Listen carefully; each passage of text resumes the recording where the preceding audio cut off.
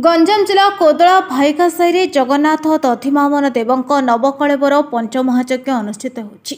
भाईकासाई मुकुंदपुर पाटणा ग्रामवासी मानक सहयोगक्रमे पंचमहायज्ञ अनुष्ठित होतिबा सूचना मिलिछि। गत मंगलवार कलश शोभायात्रा पर आरंभ होइतिला पंचमहायज्ञ। देवतांक प्राण प्रतिष्ठा करा जातबा बेले एने भाईकासाई उत्सव मुखर होई पड़िछि। सेबडे एने हरिनाम संकीर्तन नामयज्ञ मध्य अनुष्ठित होछि। विभिन्न स्थानरू आमंत्रित संकीर्तन मंडली नाम संकीर्तन करुछन्ति। पंडित ब्राह्मण को नहीं यथा रीतिनीति अनुसार जगन्नाथ दधिवामन देवଙ୍କ नवकलेवर अनुष्ठित होछि। आसंता 9 तारिख पर्यंत पंचमहायज्ञ अनुष्ठित हेबो बोली सूचना मिलिछि। नीलाचल निवासाय नित्याय परमात्मने बलभद्र सुभद्राभ्यां जगन्नाथाय ते नमः। आज आंभ भाईकासाई मुकुंदपुर समस्त ग्रामवासी ब्राह्मण क्षत्रिय वैश्य शूद्र चतुर्जाति मानकर अक्लांत परिश्रम श्री श्री जगन्नाथ देवंकर नूतन विग्रहर तत्वसार सहित गुप्तर विधिना प्रतिष्ठा एवं पंचयज्ञ पंचकुंडीय यज्ञ संपादन करा जाउछि। आज कार्यक्रम है आज देवता जो नवनिर्मित विग्रह दारु दधिवामन देवंकर गर्भ संस्कार कार्यक्रम करागला। तत्परे महास्नान करा जिवे। तत्परे भगवान दधिवामन देव शयनाधिवास रहिबे। आसंता काली रात्रि भगवान जगन्नाथ देवंकु नूतन प्राण प्रतिष्ठा करा जिवे एवं 8 तारिख दिन सकाळ 9 घंटा 15 मिनिट रे नगर परिक्रमा करिबा हेबे।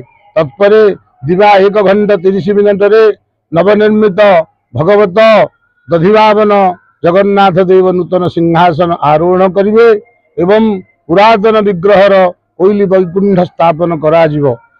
एतिकी कही मु मोर ना रूपरंजन साहू बहुत सहयोग मिलुछि। ग्रामवासी आम साई समस्त सहयोग रे यज्ञ होछि। बहुत सुविधा और बहुत शांति भी यज्ञ चलछि। कौन से असुविधा ए पर्यंत आमे किछि पाइनु सुविधा बहुत सब कोदला ग्रामवासी समस्त डोनेट करछन्ती। कौन से असुविधा हैनी।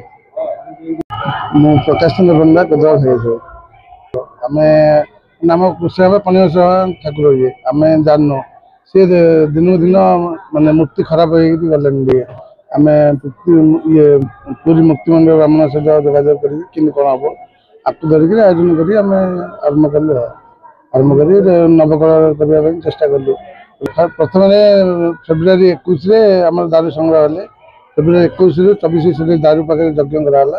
यज्ञ कर दारू आसिले। दारू आसिक आम मुक्तिमंडल ब्राह्मण सहित जोगाजोग कर दारू निर्माण कराला जगन्नाथ दधिवामन मूर्ति।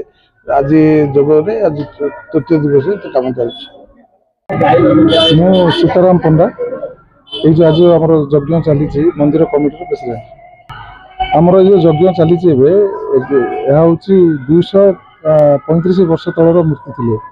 ये 1823 मसीह मूर्ति प्रतिष्ठा होते केवे किए करते आम जानू फर फादर मैंने करते। किंतु जो मूर्ति थे जगन्नाथ मूर्ति दधिवामन मूर्ति थे से मूर्ति बहुत ये अवस्था खराब अवस्था पड़े आसते। बाध्य हो आम नूतन मूर्ति तैयार करने ध्यान देलु।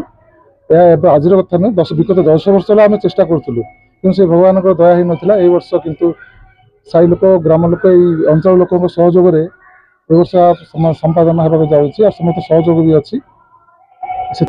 आमर कार्यक्रम 2/6/2025 आरंभ है। यहाँ 9 तारिख 9/6/2025 चलो। आज तार तृतीय दिन यज्ञ आज तृतीय दिन भूत यज्ञ अन्न यज्ञ पंचमहायज्ञ भी सहित चली। आज तार तृतीय दिन आज ठाकुर ध्यान दिवस है। महास्नान हे।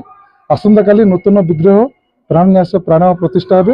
पुराना विग्रह को न्यास दे पाताली करा। कोदलार कृष्णचंद्र पलाईଙ୍କ रिपोर्ट नायवती टीवी।